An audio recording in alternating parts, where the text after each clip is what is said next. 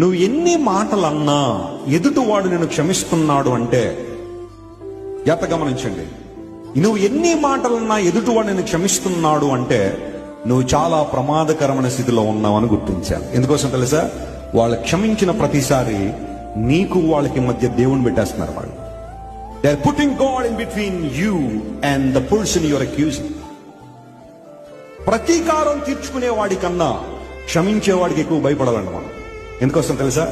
ప్రతీకారం తీర్చుకునేవాడు అప్పటికప్పుడు అయిపోతుంది, ఆ డీల్ అయిపోతుంది. ఓ మాట అంటే ఇంకో మాట అనేశారనుకోండి, ఇది అక్కడతో చెల్లు అయిపోయింది. నువ్వు ఒక మాట అన్న మౌనంగా ఉంటాడు చూసారా, అలాంటి వాళ్ళతో చాలా జాగ్రత్తగా ఉండాలి నువ్వు. ఎందుకోసం తెలుసా? వాళ్ళ మౌనం దేవుని తీసుకొచ్చేస్తుంది మధ్యలోకి. వారి పక్షంగా ఎవరు నిలబడిపోతాడు. అందును బట్టే ప్రతీకారం తీర్చుకునేవాడికి ఎవడు భయపడక్కర్లేదండి ప్రపంచంలో. క్షమించే గుణం ఉన్నవాడికి భయపడాలట. ఉందా భయం నీకు? భార్య ఏమంటలేదని చెప్పి ఇష్టానుసారం మాట్లాడుతున్నావా? భర్త ఏమంటలేదు కానీ చెప్పి ఇష్టానుసారం మాట్లాడవారు అనలేక కాదు, వారు దేవుని మధ్యలో పెట్టాలనుకున్నారు కాబట్టి మౌనంగా ఉన్నారు. మా ఇంటి ప్రక్కోళ్ళ మీద ఎంత ఎగిరిపడినా ఎవ్వడు ఏమనడానికి లేదు. నా ఇష్టానుసారం ఎగురుతానంటావా? వాళ్ళు కూడా నీలాగా ఎందుకు ఎగరట్లేదో తెలుసా? వారు దేవుని మధ్యలో పెట్టాలనుకున్నారు కాబట్టి.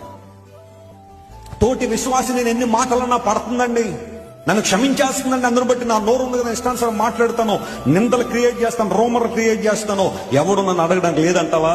వాళ్ళని క్షమిస్తారంటే అర్థం ఏంటో తెలుసా? దేవుణ్ణి ఆ వ్యాధ్యానికి తీసుకొచ్చేశారు, దేవునికి ఆ వ్యాధ్యాన్ని అప్పగించేశారు. అందును బట్టి ప్రతీకారం తీర్చుకునేవాడికి ఎప్పుడు నువ్వు భయపడక్కర్లా, క్షమించేవాడికి మాత్రం భయపడాలి. ఎందుకంటే ప్రభు వారి పక్షాన్ని పోరాడతాడు.